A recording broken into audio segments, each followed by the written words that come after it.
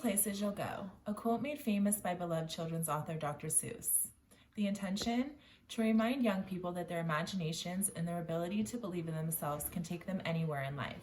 Sadly, the books that are meant to foster that idea in young people, that they all can grow to become anything and go anywhere and be anyone, doesn't provide an equal share of that dream for young girls. My goal tonight is to inform you all in the importance of introducing literature with strong female, non-gender stereotypical roles to both girls and boys.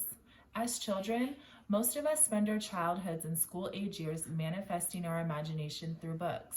At the time, not yet realizing how those books were shaping who and what we were able to dream ourselves to become. I've written an extensive amount of college essays on the lack of underrepresentation of strong female roles in literature. Research has shown that a disparaging amount of literature is lacking strong female lead roles. To amend this, tonight I'm going to share with you why representation in books is important, how female characters are often portrayed in gender stereotypical roles, and how male characters are described as strong and female characters are described as weak. Oh, the places you'll go, but not if you're a woman or girl in literature. If you are, you're unlikely to see representations of yourself equal to those of your male counterparts. Representation in literature is critical to all beings as it serves as an avenue for people to see their likeness represented. Representation is even more critical for young minds because that is when they are shaping their own perceptions of themselves and who they are able to imagine themselves becoming. In an article posted to a literary website, Kay Tempest Bledsoe perfectly articulated the importance of representation when she wrote, "It allows them to see and understand that people who aren't like them exist outside of narrow stereotypes and also outside of the confines of their narrow understandings. For all, it's not just the lack of representation that impacts the underrepresented, but for those in the majority, those that do have a face and a voice. It's important that they know that their story isn't the only one worth telling, isn't the only one that matters." Women make up half of the workforce. They deserve to make up half of our literary works. Books are like windows to ourselves. Both are real and imagined selves. Through books, people can imagine themselves to be presidents, superheroes, farmers, and doctors. But if in literature we only read about males playing these roles, it is damaging to how the female mind allows herself to dream up her future. Therefore, representation in literature is incredibly important. For example, at random, I asked my teenager, who's an avid reader, to grab me 3 books off of his bookshelf, just at random. He picked 3 books, and just from knowing this one that was turned into a movie, Ready Player One, the Miles Morales version of Spider-Man, and then he did choose one that does have a female character. So 1 out of 3 features a lead female role in books that he picked at random. Again, providing why it's important that for all the young female readers out there that they have representation for themselves. Oh, the places you'll go, unless you're a woman or girl in literature. There, you have about a 60% chance of being portrayed in a gender stereotypical role. Far too often, women and girls are portrayed in gender stereotypical roles, and far too often, women or girls in literature will have limited speaking parts. The female character will most likely be portrayed as aloof or a damsel in distress. She will be in need of saving, and undoubtedly the strong, poignant male lead role with a redemptive story will come along to save her. Women and girls are much more than sidekicks or a side note, and they're certainly not in need in saving. Yet way too often, this is exactly how they're portrayed. Sending this message to girls that they're in need of saving is damaging. They're not, we're not, we can save ourselves. Rachel Flynn and Renee Faulkner performed a study titled Exploring the Use of Children's Literature to Impact Gender Expectations of 5th Graders. The basis of the study began by asking the students to explain gender roles.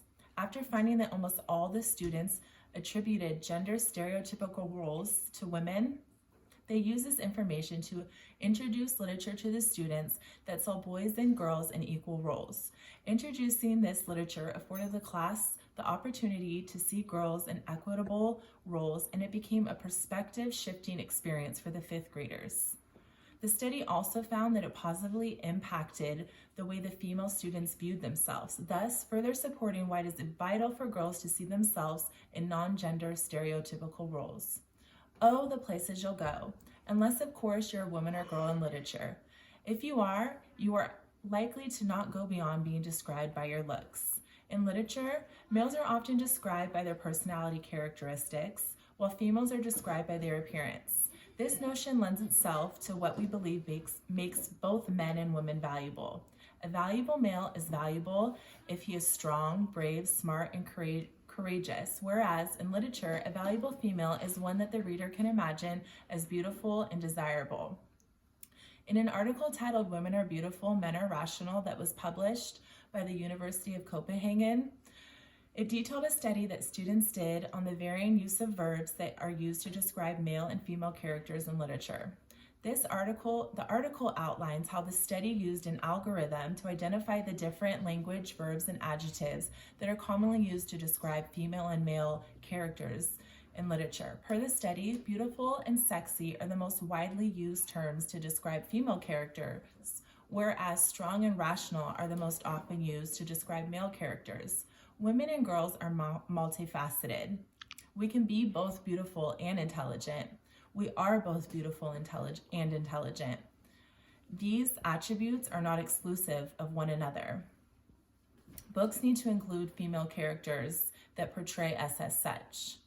Additionally, what is with the notion that a woman needs a man to be happy? Where did this concept originate? Well, likely from literature. There, female characters are often described as unhappy unless they have a man.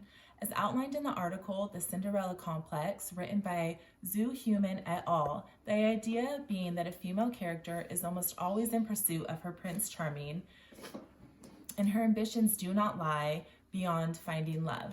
This is another example of a damaging narrative that we need to stop introducing to young minds. But oh, the places you'll go, unless you're a woman or girl in literature.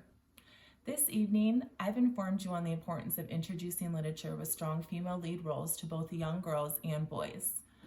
To recap, first, representation is important because it allows young girls to read a book as if they're looking into a mirror.